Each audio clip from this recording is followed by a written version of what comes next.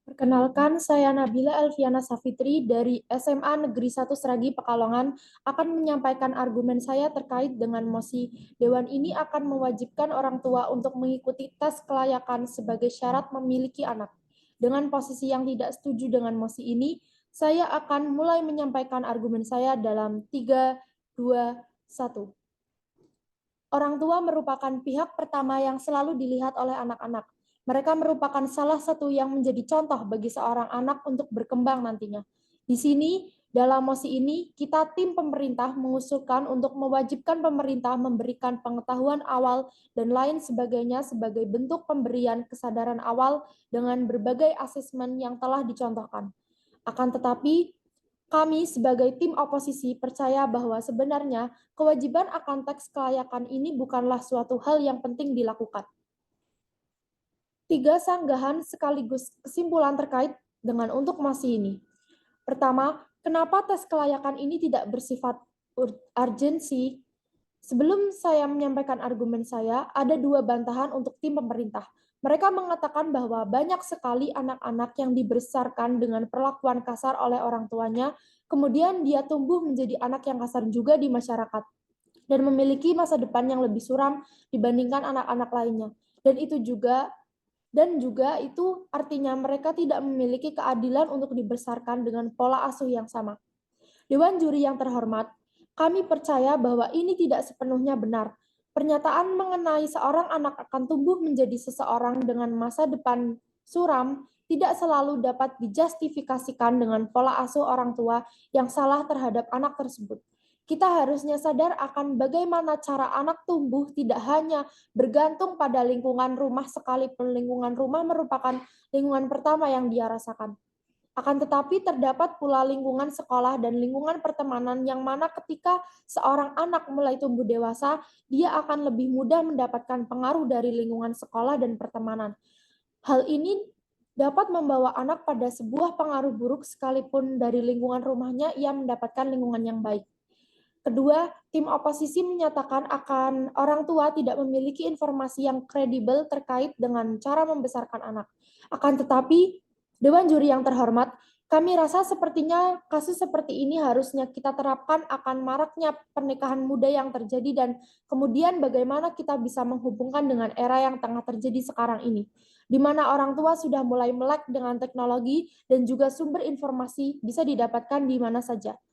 Di samping itu, ketersediaan layanan yang memberikan informasi terhadap orang tua baik dalam segi psikologi atau kesehatan lainnya sudah tersedia dari pusat layanan kesehatan setempat, sehingga tes kelayakan pola asuh ini tidak perlu lagi dilakukan. Yang ketiga, terkait dengan kesadaran akan pola asuh yang dibicarakan oleh tim oposisi, menurut kami sudah tidak relevan. Dewan Juri yang terhormat, kenapa? Hal ini dikarenakan sekarang sudah banyak masyarakat Indonesia yang bersifat progresif dibandingkan masyarakat yang konservatif. Kemudian kita juga tahu bahwa masyarakat pada kelompok abu-abu di Indonesia sudah banyak terdapat di mana-mana. Dan kemudian dengan pengaruh dari para influencer atau public figure, kita bisa memberikan informasi untuk menyadarkan para orang tua muda terkait pentingnya pola asuh tanpa harus dilaksanakan secara formal oleh pemerintah. Dan terkait justifikasi ini akan saya perdalam pada argumen saya. Kesimpulan dari perdebatan ini adalah akan kami sebagai tim oposisi percaya bahwa kebanyakan sekarang ini adalah orang tua menikah terlalu dini. Mereka menikah karena tuntutan atau dikarenakan tren yang ada. Kemudian hal ini menunjukkan bahwa orang tua yang menghasilkan anak-anak bermasalah sekarang ini terdiri dari orang tua yang masih berumur muda dan mereka lebih melek teknologi dan melek informasi akan pola asuh. Kemudian mari kita lihat akan karakteristik dari teknologi. Kemudian mari kita lihat akan karakteristik dari orang dan masyarakat Indonesia sekarang di mana kebanyakan mereka sudah bersifat progresif dibandingkan konservatif. Kemudian orang-orang dalam gray area atau orang-orang yang mudah terpengaruh, sekarang ini kita memiliki banyak influencer atau public figure yang mereka memberikan informasi mengenai pola asuh. Hal ini sudah cukup untuk memberikan awareness atau kesadaran pada orang tua sekarang ini. Selanjutnya, Setiap orang tua memiliki karakteristiknya sendiri dalam mendidik anak, sama pula dengan manusia yang memiliki karakteristiknya sendiri dalam hidup. Sifat setiap orang berbeda dan sikap mereka untuk orang lain pun berbeda-beda. Dalam kehidupan dan situasi yang ada sekarang ini, orang tua ada yang sibuk, ada yang bisa menyempatkan waktu di sela kerjaan mereka untuk anak-anak mereka, namun ada pula orang tua yang menitipkan anak-anaknya kepada nenek, kakek, ataupun kepada pengasuh mereka. Pada proses ini, seorang anak berkembang dari bagaimana pengasuhan awal diberikan, kemudian lingkungan yang mempengaruhinya, sehingga di akhir cerita anak tidak sepenuhnya dibesarkan dan dibentuk oleh orang tua, namun juga lingkungannya. Kita tak bisa sepenuhnya menyalahkan orang tua.